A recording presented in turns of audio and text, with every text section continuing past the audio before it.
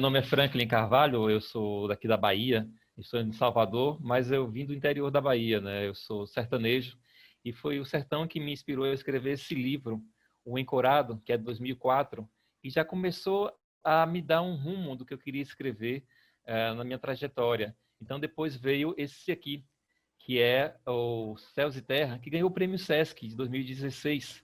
É um livro que eu gosto muito de ler e reler, porque ele foi feito em cima da temática que me apraz, né? Essa coisa do absurdo que a gente ouve nas ruas, das coisas que frequentam as conversas das pessoas, o sobrenatural, que elas nem muitas vezes sabem explicar, né? Mas que tira o sono das crianças, faz as velhas e velhos e donas de casa e homens no trabalho delirarem, né? É uma fantasia que não se despega da realidade brasileira. Está comentada nos intervalos dos trabalhos, está sendo comentada nos ambientes de namoro.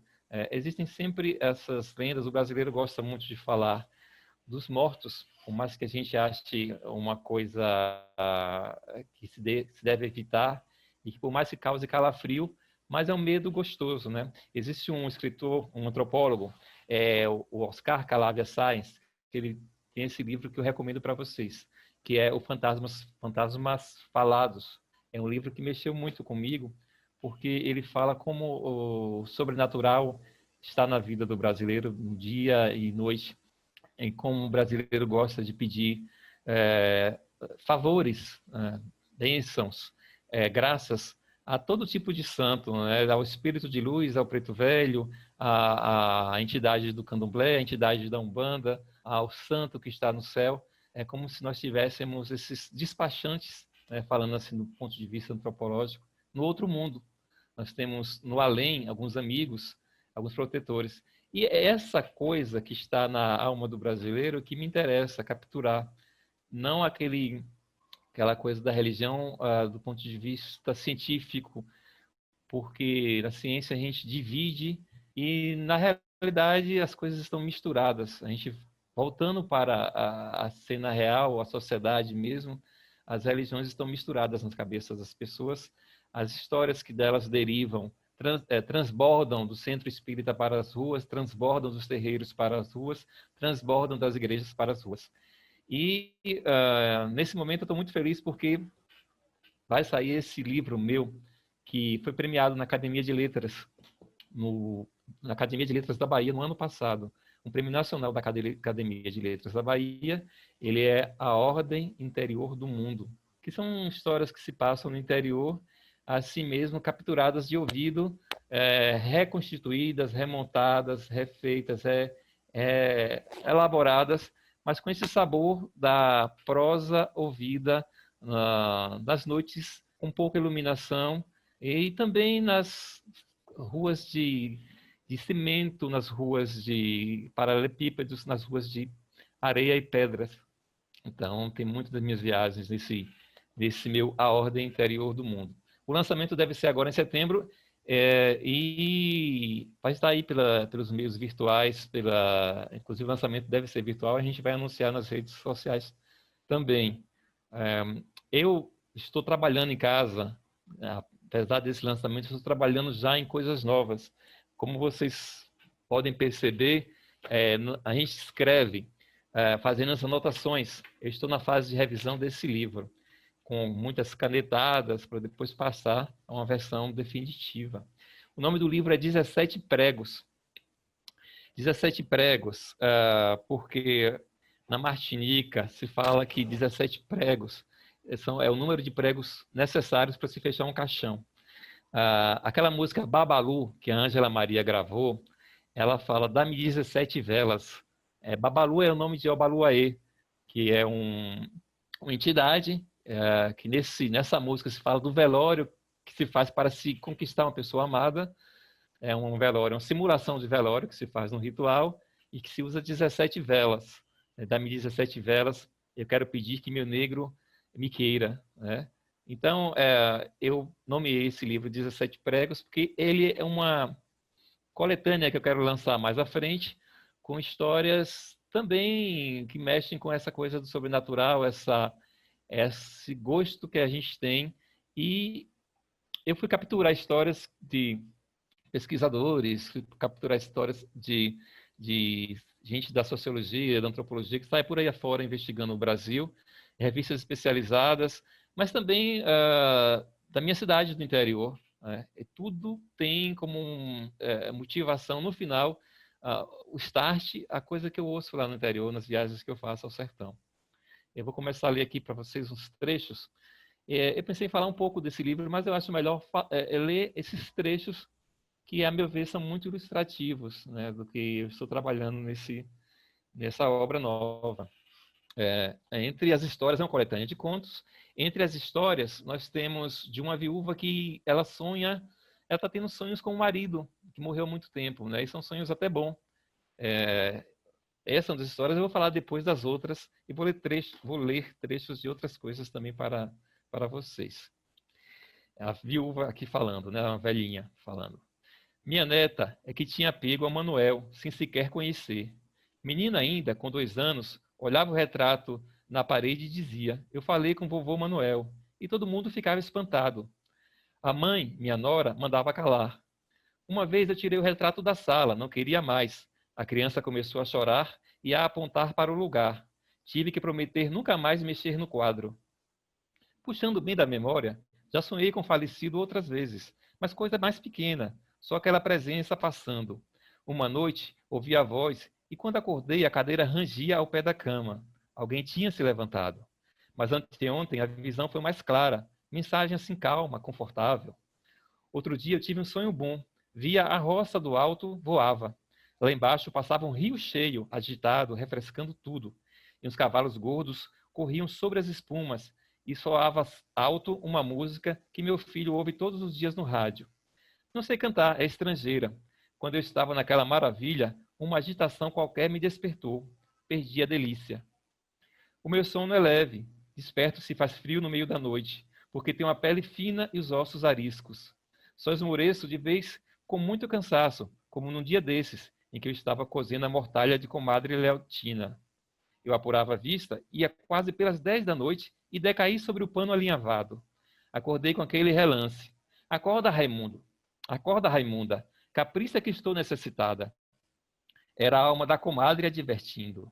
Acordei no susto e estranhei que a costura estava adiantada, como se a agulha tivesse trabalhado sozinha e faltasse só o arremate. Meia hora depois, e findou-se, e eu senti um perfume de mulher adocicado passando pela sala, assim suave. Nem digo de quem era, pois na verdade eu não sei. Apenas me deu satisfação, como a música que eu contei dos cavalos. Vou lembrar o resto dos dias, mesmo que eu não saiba o nome, porque a gente não precisa saber para gostar.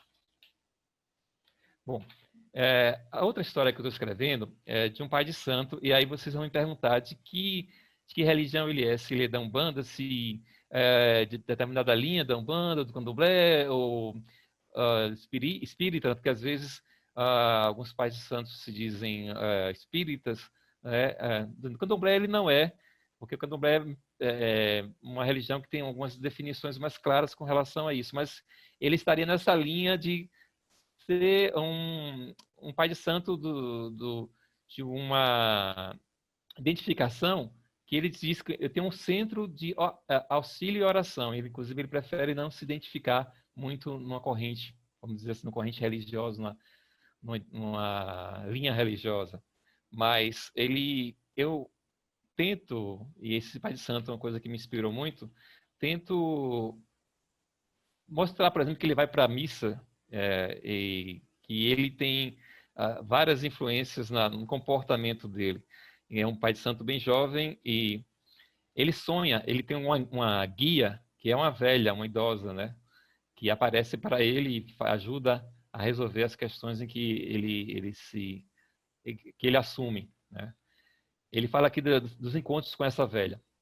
Quando eu era criança no interior, havia muito mato entre as casas, restos de cerca das fazendas na área urbana, com passadiços nessas cercas e picadas abertas entre espinheiros, córregos e areais. Era fácil para uma criança pequena se perder, mesmo que já tivesse palmilhado a vizinhança com os coleguinhas nas brincadeiras, mesmo indo para a escola ou para a casa dos parentes. Além do mais, os trajetos eram árduos, também por conta do clima quente e seco do interior, com o sol cegando os caminhantes do meio do dia para a tarde. Pois foi justamente numa hora dessas, num dia de feira em que os meus pais estavam muito ocupados, que eu me perdi e acabei indo parar sozinho num casebre pequeno, de 2 cômodos apenas, caiado, de telhado baixo. Eu já conhecia a casa de 2 visitas que ali fizera com outros meninos mais velhos, andando à caça de passarinhos. A porta ficava sempre encostada, sem aparecer dono para limpar o sofá velho, uma mesa e uns bancos rústicos, única mobília que lá restava, salpicados de poeira e de gravetos trazidos pelo vento. Para mim, era melhor ficar dentro da casa do que continuar arfando, cansado na porta, no calor, embora me amedrontassem a penumbra e o bochicho de animais miúdos em suas tocas nas paredes. Quando dei por mim, já estava sentado no sofá, prestando atenção a qualquer pequeno ruído. Até mesmo o suor escorrendo dos cabelos para a nuca era sentido. Até mesmo o pó que causava alguma coceira nas dobras do meu pescoço. Eu só não ligava para aquelas pessoas que estavam ali, surgidas do nada. Um homem que passou da sala para o quarto como se fosse buscar algo, ele vestido de roupas brancas e poídas, e uma mulher também trajada de branco, numa camisola velha, e que ficou aguardando na porta sem fazer sombra do sol. Havia também um menino menor do que eu, seminu, que chegou bem perto, quase colando o nariz na minha camisa. De fato, não lhes aproveitei a conversa, como se fosse o meu certo manter-me comportado e em silêncio, e logo eles sumiram sem mais. Não partiram, eles sumiram, como se os meus olhos se consertassem de um cisco. Eu olhava para fora da casa, pela porta, tentando descobrir o destino daqueles estranhos, mas não havia mais nada. Veja só que coisa, também não entendi nada. O que é que eles queriam? Era a velha Ricarda, quando a vi pela primeira vez, sentada no banco do casebre, magra, comprida, os olhos vesgos e miúdos, quase apagados dentro das rugas. Achei-a engraçada e ri também. Meu filho está perdido, meu filho? Ela me levou até onde eu já me sentia seguro de encontrar a minha casa, mas sempre fazendo graça, da maneira que um adulto se coloca companheiro de uma criança. Muito tranquila, mais criança inocente do que eu era. Assim que eu caminhei poucos metros depois da despedida, voltei-me e não a vi mais onde a tinha deixado. Lembro-me que só consegui contar parte daquele acontecimento à minha mãe, que ela começou rindo e depois estava assombrada e me censurou por brincar com algum drama dos nossos vizinhos. No entanto, ela não resistiu e levou a história para meu pai, que me fez perguntas sobre sinais de tiro no homem e na mulher que eu tinha visto. E bem, o resto é isso que todo mundo sabe hoje em dia. Felizmente, a velha continua sendo minha amiga e companheira, porque assim quer o meu pai de Aruanda, pelo bem manifesto no mundo. Bom, esse pai de santo, esse pai espírita, ele vai falar do segundo encontro que ele teve com essa mulher, né? Ou de outro encontro, aliás, que foi em sonho, né? Que ela apareceu em sonho. A feira era fétida como todas as outras, mas não sentíamos o cheiro porque era manhã ensolarada e haviam lavado o piso do mercado, os estandes e as barracas. Também porque era somente um sonho. Eu vagava entre as frutas e carnes e via a velha Ricarda. Naquela situação, não me lembrava direito se ela tinha morrido ou se andava encarnada no mundo. Antes do travesseiro, tinha lhe oferecido orações. Mas no mercado, no sonho, muitas almas se misturavam. Eu fui tomar café no box apertado e tanto lá quanto na barbearia da feira vi o mal figurado ao meu lado. O mal, homem branco, vestido de branco, de rosto borrado, gravata vermelha, canalha de pesada energia, carregava uma pequena valise cinza. De mim não se separava, mesmo quando não o via. O mal pisava o meu pé até sem aparecer, e confundia e paralisava as vias do mercado e do sonho, as veias do crânio e do coração. E lá vinham as crianças que em todo sonho há. Como eu poderia protegê-las, imóvel, travado, e comigo o tempo também retido? Lá se iam as crianças e o mal as seguia, pronto para esganá-las, mordê-las, sugá-las sempre sem fim. Mas a velha Ricarda surgiu, e seu sorriso era um botão de flor de inocência. Ela atravessou o homem de branco com seu facão e lentamente ele caiu aos seus pés. Aos poucos, desmoronou o pesadelo, o mal foi extinto e pude ver melhor. Eu achei muito interessante esse conto. Ele se chama De Que Vale Ter Tudo na Vida, que é uma alusão a uma música que se tocava muito no interior. E nesse conto eu comecei a ver que eu não precisava resolver a história num passe de mágica, como muitas vezes acontecem essas histórias que envolvem espíritos ou medo, né? Que na verdade o brasileiro ele não resolve esses medos. Ele trabalha esses medos a longo prazo, ele se envolve com religiões e passa a conviver com muito mais tranquilidade que nós que temos um pensamento muito esperando soluções ocidentais, científicas, né, que fomos educados para isso, né, e que eu já começo a abandonar um pouco essa perspectiva. Eu acho que a gente não precisa de um Harry Potter, de um detetive resolvendo, negando a condição sobrenatural das coisas. Se é sobrenatural ou não, os personagens vão conviver com ela. Assim como o narrador é o pai de santo, ele vai trabalhar muito bem essa solução de talvez não resolver, talvez dividir esse problema que vai aparecer com essa entidade e conduzir uma vida de quem o procura para resolver o problema, conduzir essa vida, aconselhar, conviver com a situação de uma maneira alternativa, vamos colocar assim.